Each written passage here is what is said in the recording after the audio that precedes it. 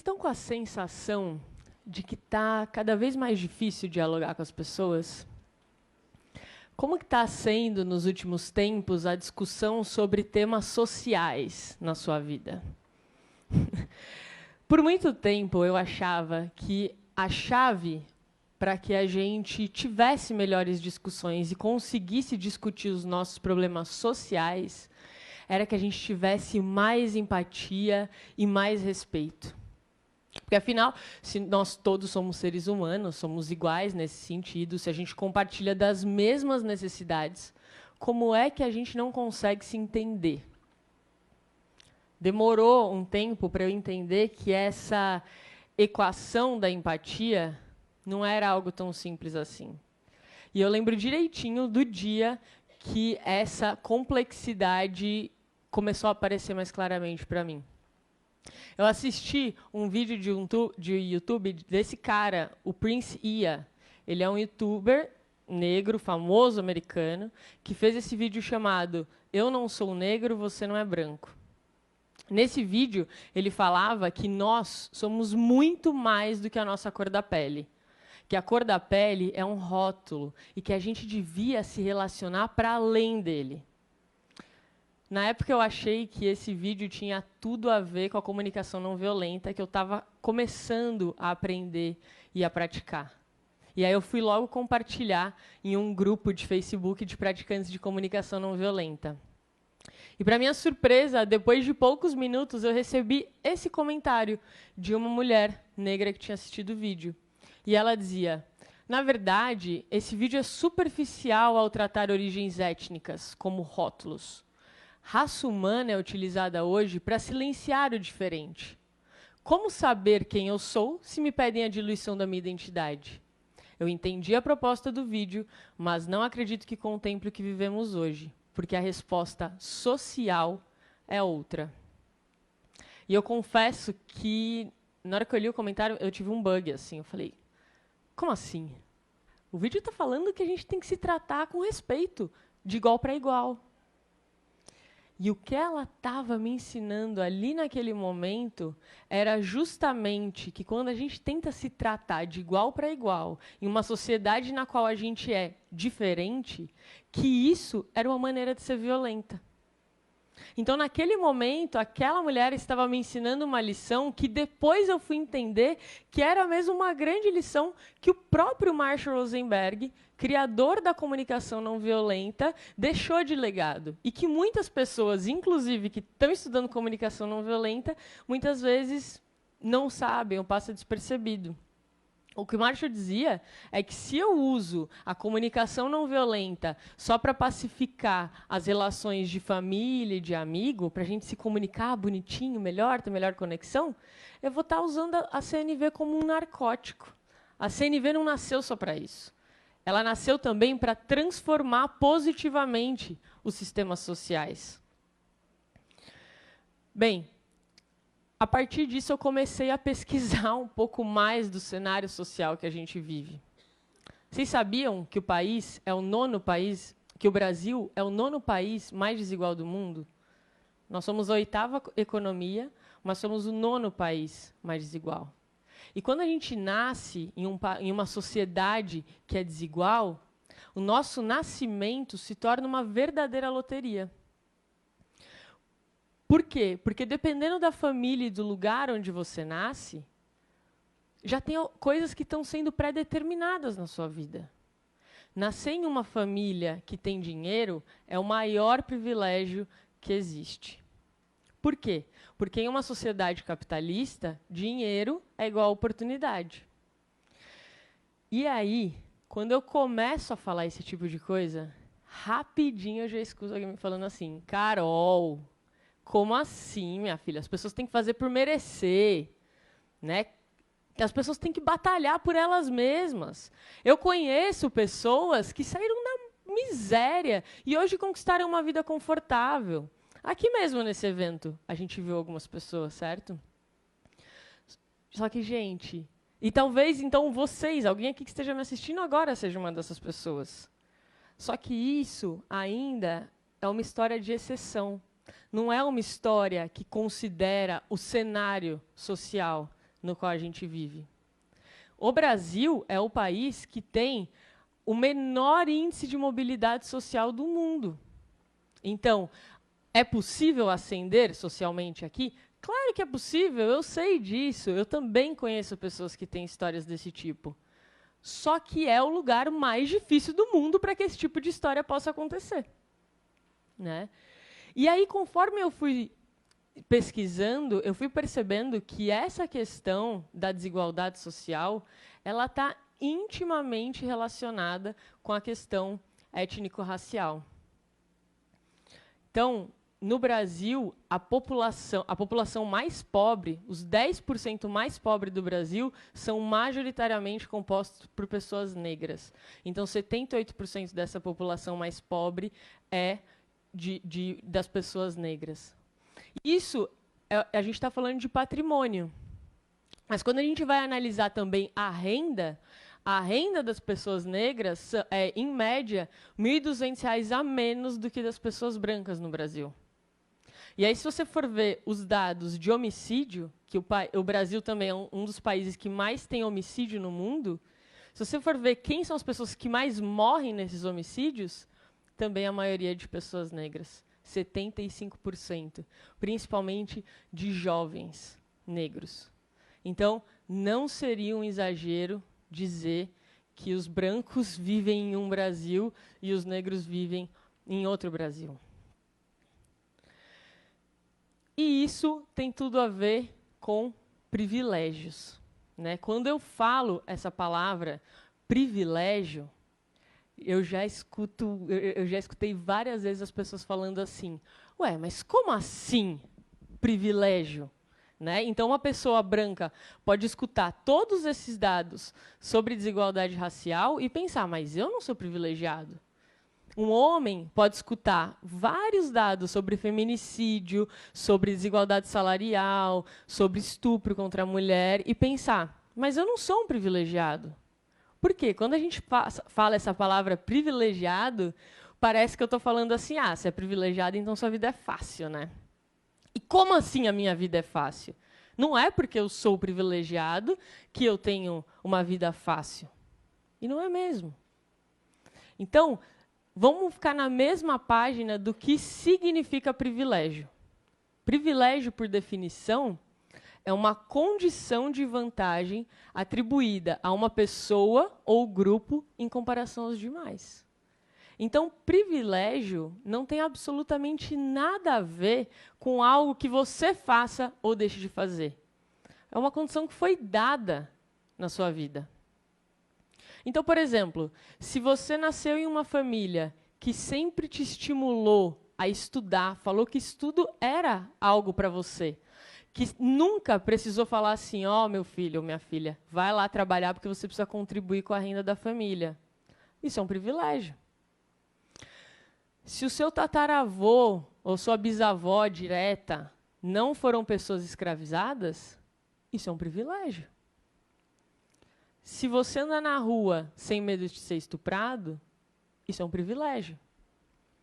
Então, não é nada que você fez ou deixou de fazer que contribuiu para a construção desse cenário. Isso tudo são características que te foram atribuídas.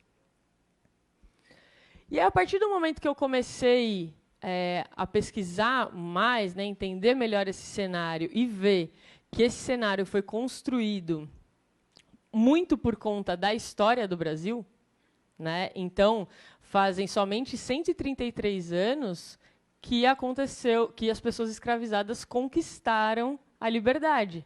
E elas não tiveram nenhum tipo de subsídio para recomeçarem a vida delas depois disso. Pelo contrário, elas tiveram muitos dos direitos delas ainda não reconhecidos.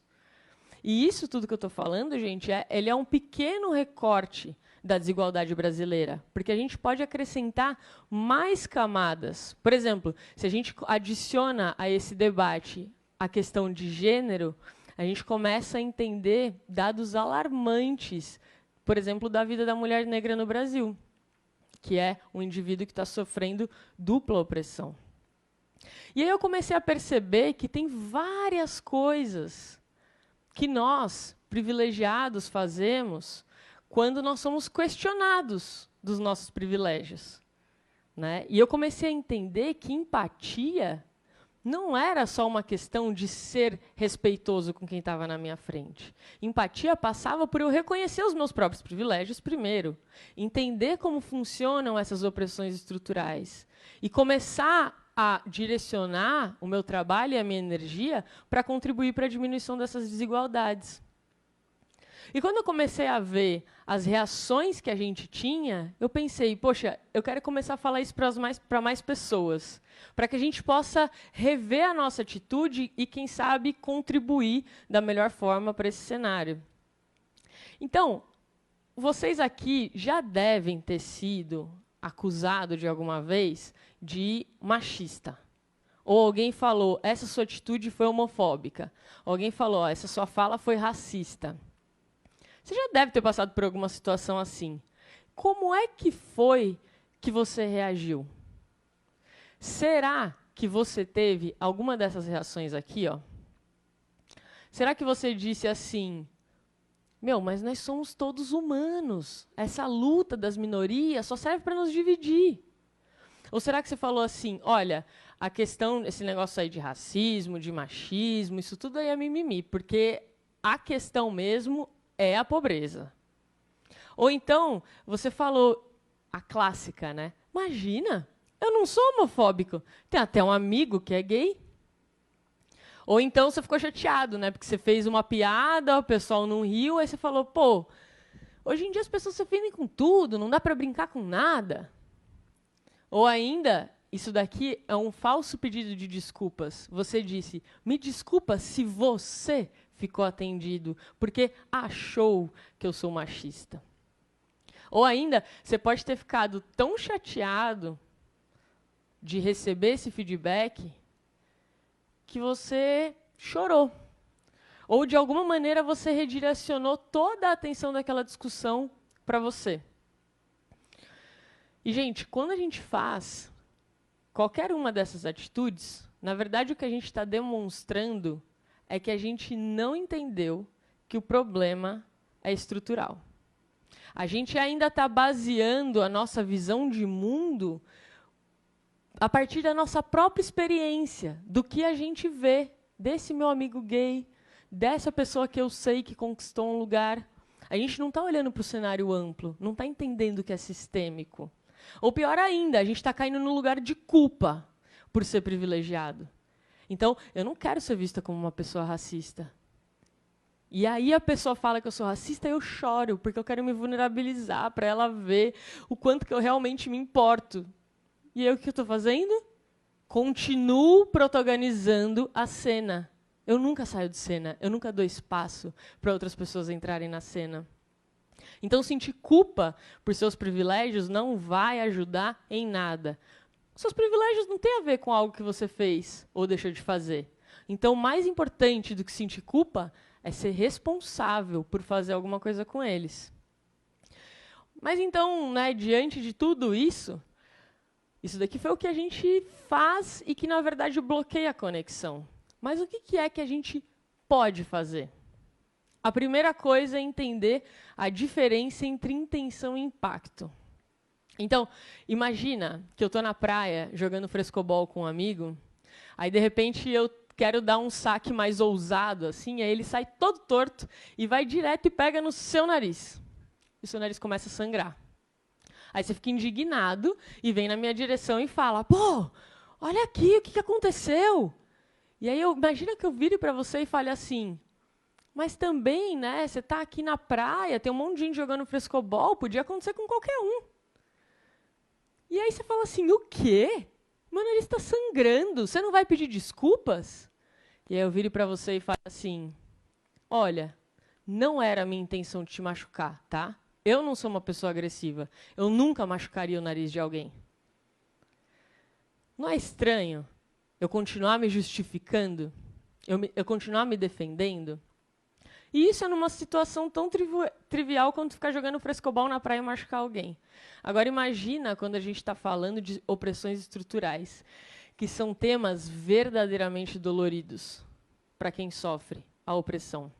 Então, nós, pessoas privilegiadas, a gente tem que abrir o nosso ouvido para o real impacto das nossas ações. Reconhecer que as nossas ações, nossas falas, podem ter um impacto de machucar os outros e realmente tentar não repetir aquele tipo de ofensa.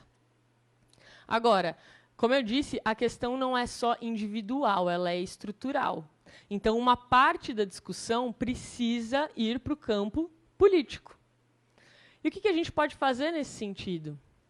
Bem, tem muita gente que acha que quando políticas públicas são criadas, como, por exemplo, cotas para negros nas universidades, ou cotas para as mulheres na política, tem pessoas que falam, mas isso é dar privilégio para esse grupo. Não é privilégio, gente. É reparação histórica. Porque o problema é estrutural, é preciso ter ações afirmativas para mudar esse cenário. E é claro que esse tipo de política é passível de crítica. Seria muito melhor se o sistema de base brasileiro tivesse uma educação incrível e a gente não precisasse criar cota na universidade. Só que vocês sabem que, desde o início do sistema de cotas, em 2000, o número de matrículas de pessoas negras nas universidades públicas brasileiras era de apenas 11%. Em 2017, já era de 30%. É claro que a gente tem um longo caminho pela frente, mas pelo menos isso já é um avanço. Outra coisa que a gente pode fazer também é provocar os ambientes que a gente ocupa. Porque, em maior ou menor grau, todos nós temos algum tipo de privilégio. Então, se você é líder dentro de uma organização, você pode questionar a pluralidade da sua equipe. Se você matriculou o seu filho em uma boa escola, você tem a oportunidade de questionar a diretoria daquela escola sobre a diversidade do corpo docente e dos alunos que vão frequentar aquela escola. Se você é homem, você tem abertura para, quando seus amigos estiverem fazendo alguma piadinha no grupo de WhatsApp que fomenta a cultura do estupro, de dar um toque para eles de que isso não é legal, que já está na hora de mudar. Então, tem muita gente que acha que empatia é você respeitar a opinião do outro, independente de qual seja essa opinião. Eu vejo que tem muita gente que espera de mim, que sou uma facilitadora de comunicação não violenta, que eu seja neutra. Mas, a partir do momento que eu comecei a ver esses dados de desigualdade, eu percebi que a minha neutralidade poderia ser só mais uma maneira de perpetuar essa desigualdade e, portanto, a violência. Então, como uma mãe que quer o melhor para o filho, eu não vou falar que está tudo bem a gente continuar tendo opiniões que aumentam esse nosso abismo social. Como diz a Djamila Ribeiro, empatia não é o saber me colocar no lugar do outro, porque eu nunca vou saber como é estar no lugar do outro. Empatia é eu saber como o meu lugar impacta o lugar do outro. Assim como a Djamila Ribeiro, existem centenas de pesquisadores, intelectuais, filósofos negros que já estão falando isso há muito tempo, então nada do que eu estou falando aqui é novidade. Inclusive, essa foi uma das coisas que eu fiz que me ajudou muito, ampliar as minhas referências. Quem são as pessoas que eu escuto? Quem são as pessoas que eu leio? Quem são as pessoas que eu admiro? Será que todas elas são iguais a mim? A partir do momento que eu comecei a ampliar essas minhas referências, eu percebi que o meu mundo se abriu. Então, gente, hoje eu acredito que não tem como falar em empatia e respeito sem falar em consciência social. Esse evento é um evento que está falando muito de futuro, de tecnologia. Quando é que a gente vai começar a pensar em tecnologias de convivência? Quando é que a gente vai começar a pensar em uma sociedade verdadeiramente mais igualitária para todo mundo? Então, se você quer ajudar a construir uma sociedade mais empática, eu preciso te perguntar: o que é que você vai fazer com seus privilégios? Obrigada.